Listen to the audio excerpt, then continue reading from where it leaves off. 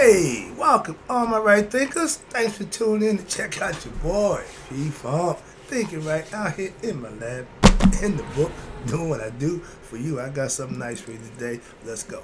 Rightism, 25 rules to live by. Storytelling, story with a message. There's a message in the story for life. I give life lessons. You tune in to receiving them. I appreciate you. We got a good thing going. Let's do what we do. Right thinking mission, and that's what I'm on, is to enlighten, inspire, educate, and motivate you, the individual, to a higher spiritual level of enlightenment. Right thinker's way of life through mental and spiritual discipline, practice daily will help and guide you to obtain your goal of reaching spiritual enlightenment, aka know thyself. My mission is that all right thinkers know thyself. If you're a right thinker, your goal is to know thyself. You see where we're going with this? So let's get that together. So I asked the question, do you know you? You will when I'm through. It's rhetorical, but if you know how to answer for yourself, tune in. I'll help you with that. That's what I do. A person who knows not and knows not that they know not is foolish. Disregard them. A person who knows not and knows that they know not is simple, but you can teach them. That's why I do what I do for you. I appreciate you too. Stay tuned. I got more for you. A person who knows not and believe and think that they know is dangerous. Avoid them. I do. A person who knows and knows not that they know is spiritually asleep. I can awaken them. That's what I do for you. I'm the spiritual alarm clock here to wake you up with knowledge of self. A person who knows and knows that they know is wise. Follow them. All these persons reside in you. Right thinkers, know thyself. And to Maya, be true.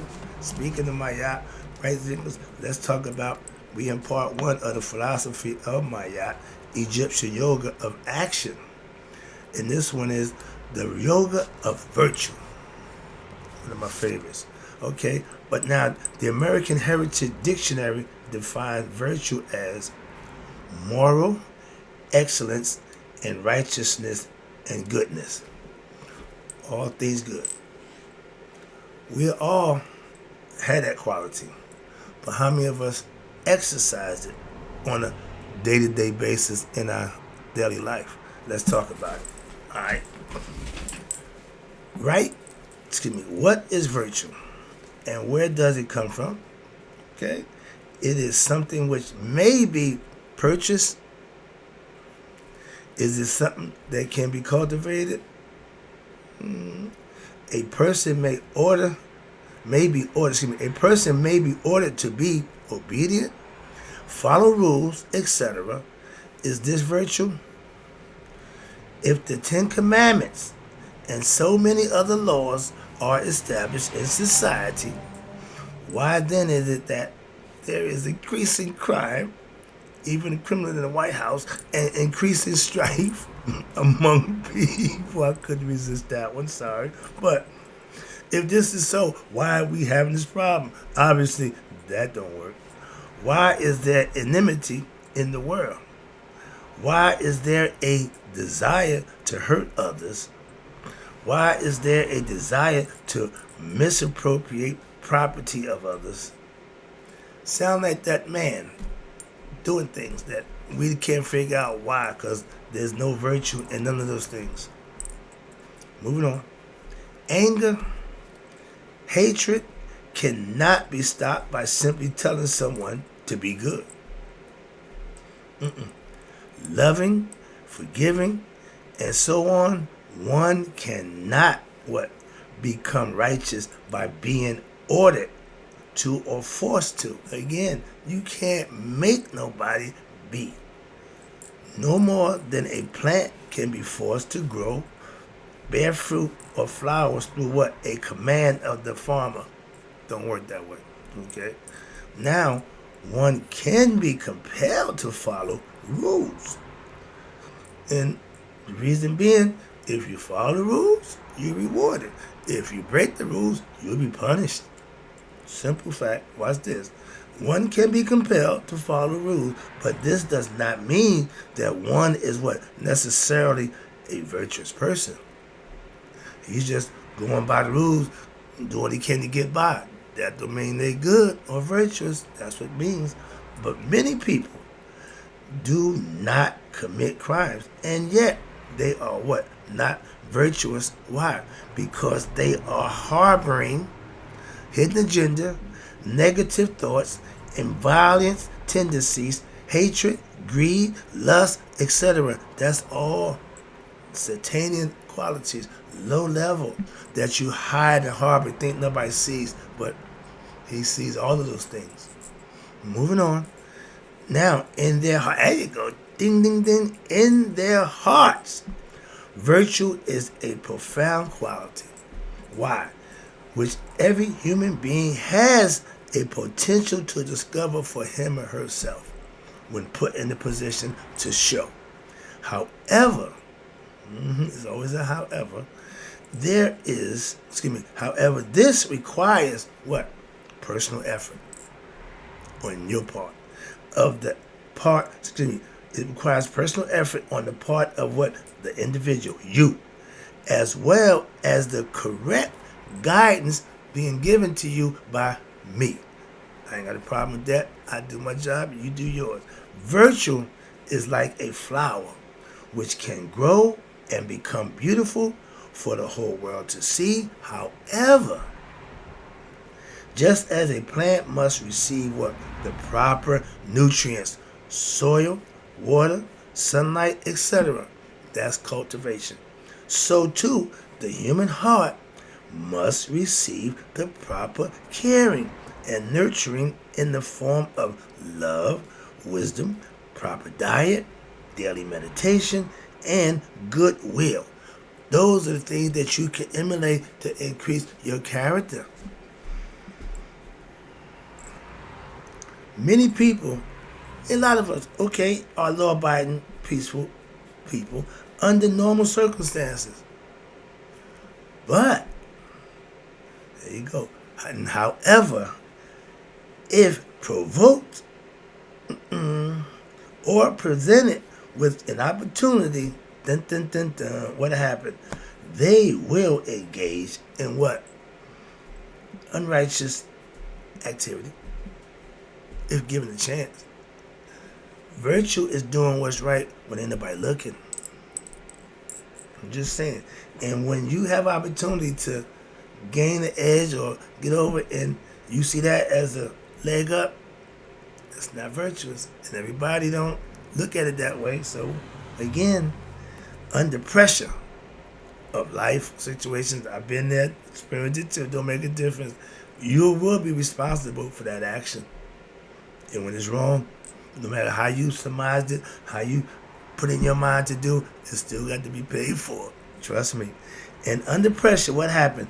They may be pushed into stealing. You need money, opportunity. Okay. Violence. If somebody pisses you off, you got an issue going on and you want to get some off, in other vices. So that whole mindset can be changed like that. But this is not virtue. The development of virtue, watch this, here you go, pay attention now. The development of virtue in human beings implies that sinful behavior, wrongdoings, knowingly wrongdoings, will not be possible even if there is an opportunity for it. Why? If you hold yourself accountable to do what's right, that's why. I'm not going to steal. I'm not a thief. I'm not going to lie, cheat, or steal. Why? I hold myself accountable to not to do those things. Simple. I can't talk about them and then do them. That's the pot calling the kettle black. I don't do that. So that's why. And it's all about accountability. What? When nobody's watching, how you think about yourself. My integrity. Like my grandmaster in the Masonic order. I love that concept. My life, you can take. My integrity, never. Why? It ain't never going to be a question for you. That's for me to judge at what? Judgment Day. That's when integrity is shown. For real. Okay? That's when it counts. And that's what virtue is. Virtue is like, back down here, that activity. But true virtue implies a profound understanding and dedication of the nature of what? Creation and the heart, which will make it impossible to commit crimes or to consider sinful thoughts and bad acts, as we discover what the teachings and the philosophy, the teachings of Mayat, and the reasons for this will become clear as you hold yourself accountable to do and be the best you can be. Certain things you just won't do. That's just my philosophy. I practice that. Okay? You can't get me to do certain. No. I'm even getting better at dealing with ignorant people. See? So I'm practicing what I learned. That's what it's all about. Learn something. To learn it to say, well, I know the vote. I can quote from the Bible, the scripture. But if you ain't living it, what's the purpose of learning it? I give information, knowledge so that you can use it. Well, I do. I'm just giving you what I do. Moving on. Where we at now? Virtue, again, is a quality in the aspect which implies what? Inner harmony and with the what? Universe. See, I'm making sure this is in harmony with that. Virtue is that which what leads a human being, you ready, to come into harmony with what? The divine. I love this. From a mythological standpoint, sin is to be understood as the absence of wisdom. That means acting without knowing. A lot of times we know and we still act on what? A wrong doing or wrong knowing, we still do it. A long time I did the same thing. But when you act without absence, when you act with absence of wisdom, which will lead to what? You ready? Righteousness and peace and the existence of ignorance, which leads, when you use wisdom, that's where you go. When you use ignorance to mental unrest, it leads you to mental unrest, okay, agitated all the time, and it's an endless desire of your mind to what? Desire things of the flesh, money, women, pleasures, okay, opportunity to do whatever you like, okay, and this is all sin because it operates in the human life.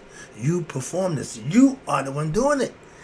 As any movement which works against what? Self-discovery, meaning good and righteous. Any movement against that and against virtue is a movement towards what? Discovering the essential truth of your inner heart. The state of ignorance will do what?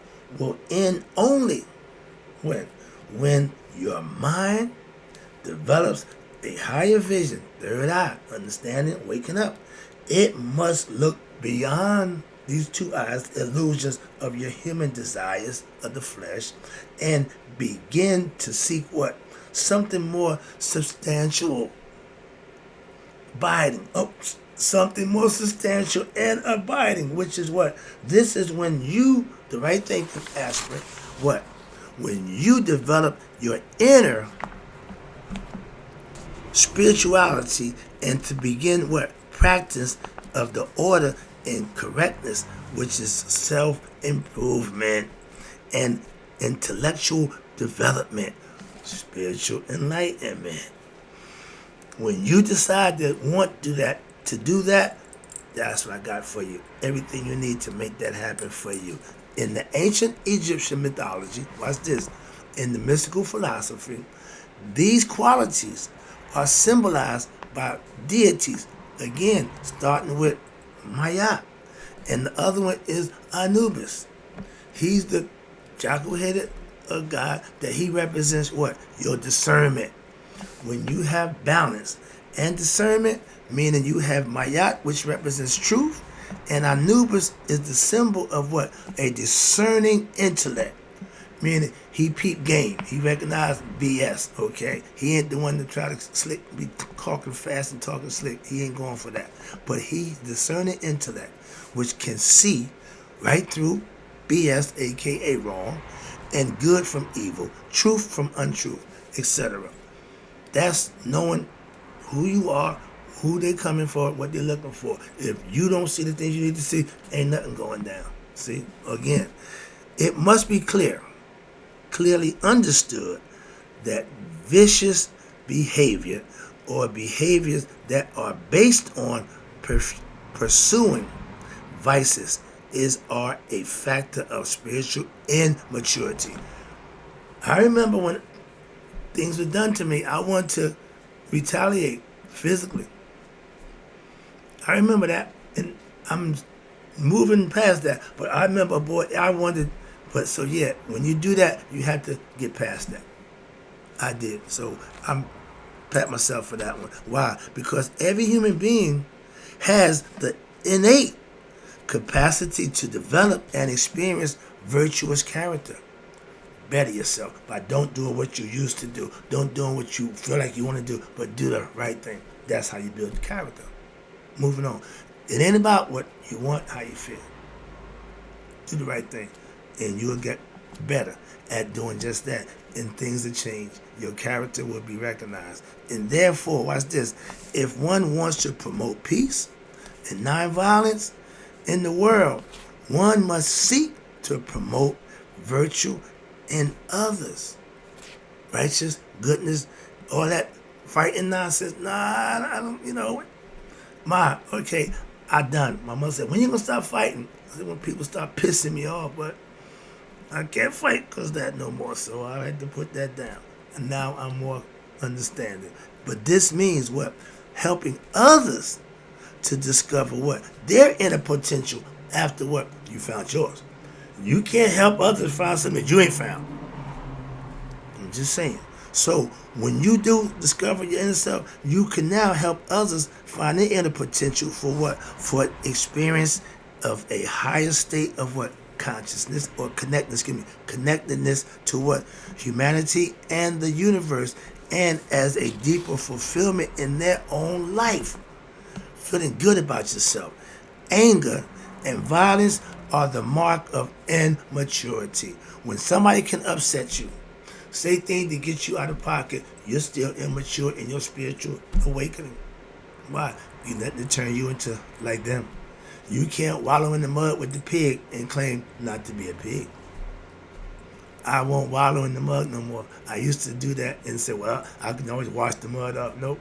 Don't wallow. You show different character. Again, that's what's happening. I'm getting better at that also. But watch this. But those who seek to use violence to have their way, and a lot of that's still going on, that's a direct indicator of ego and immaturity to control others.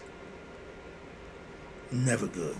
Or to what? Promote order in society, are in reality just expressing their own personal, egoistic, and inability to control themselves. When you got somebody like that in the seat of leadership, you're going to have problems. I'm just saying, that's a perfect example, and I can use it for educational purposes. You're about to see the worst things you could ever imagine. Why?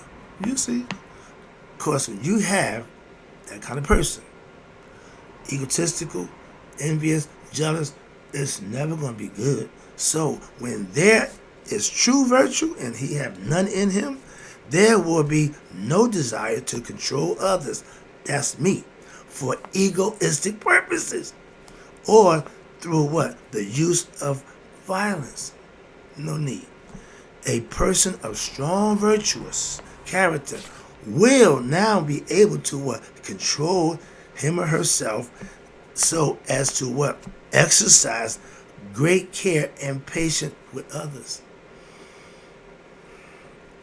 I almost regret not doing it, but now I can look back on and say, yeah, I think that was a good decision. And watch this.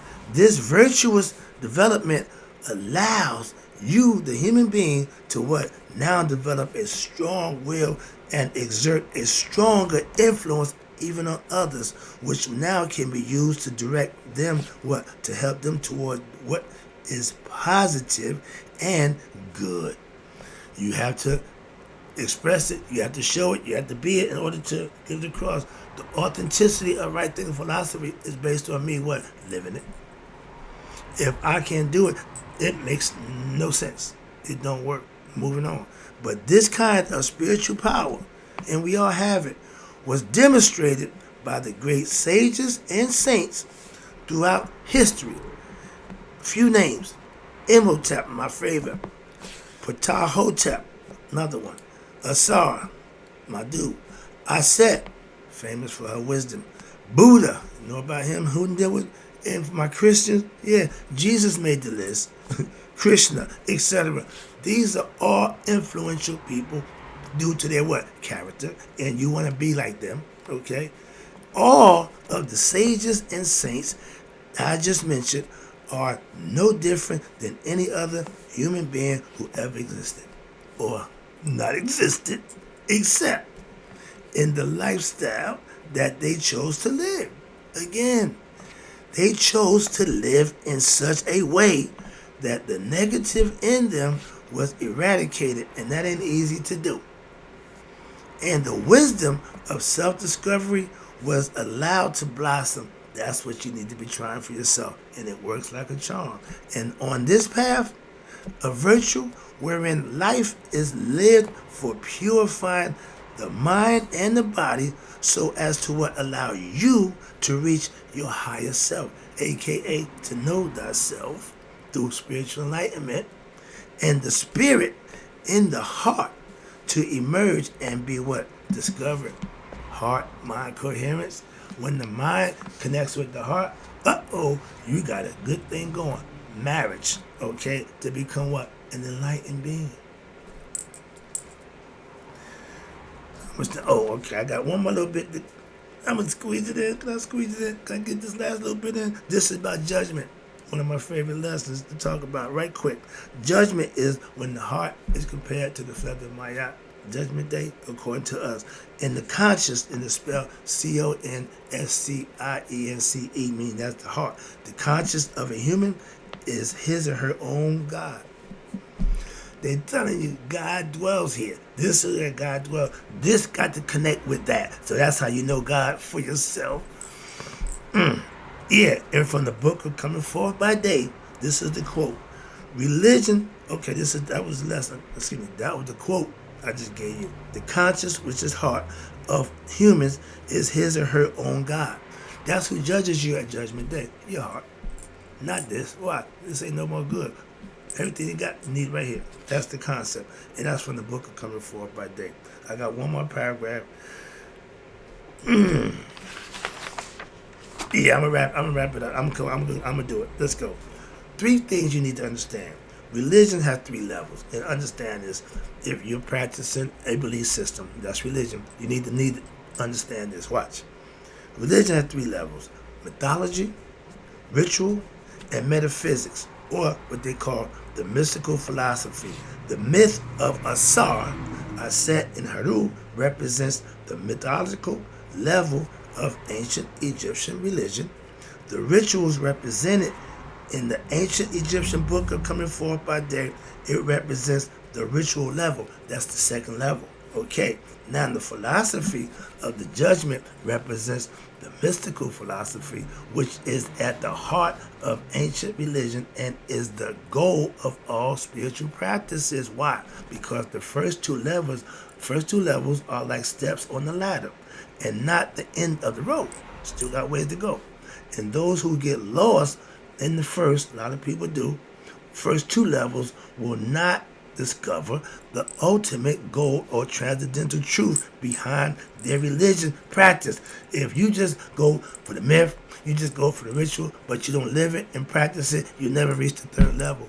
And those who do, those are one I love and respect because I see it, I understand it. But those who behind their religion don't get the truth, don't realize that, they will remain at the level of what? Dogma and empty ritual. There'll be a bunch of mouth, windbags, okay? A whole bunch of saying hypocrites. Say a bunch and don't do nothing.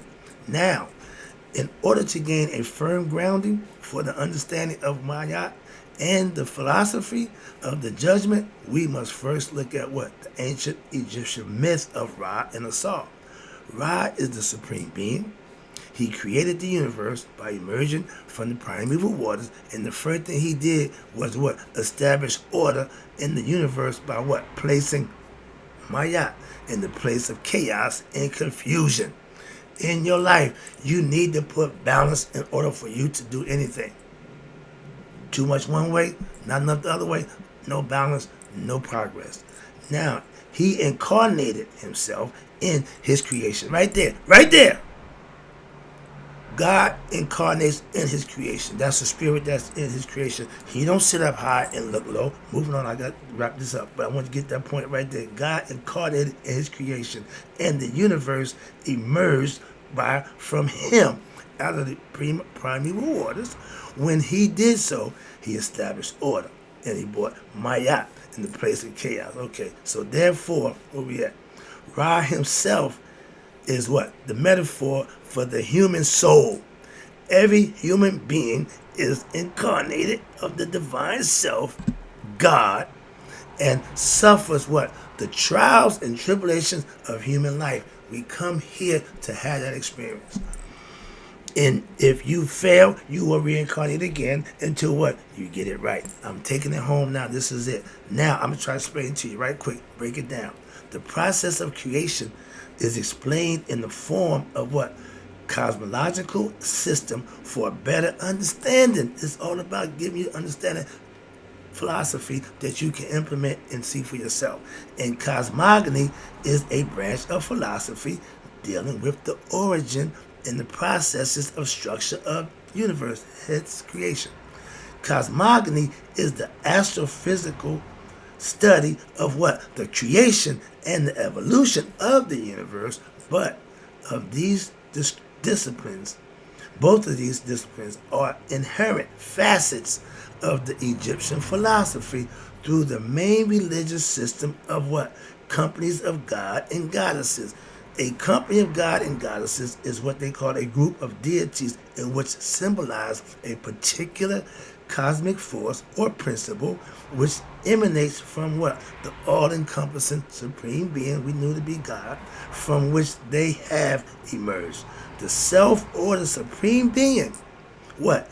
Manifests creation. How? Through the properties and the principles represented by the Paute, we know it as the company of God and goddesses, male and female, cosmic laws of nature. And the company of gods and goddesses of Anu is regarded as the oldest and forms the basis of what? The Osirian Trinity, which we know as Asar, Aset, and Haru.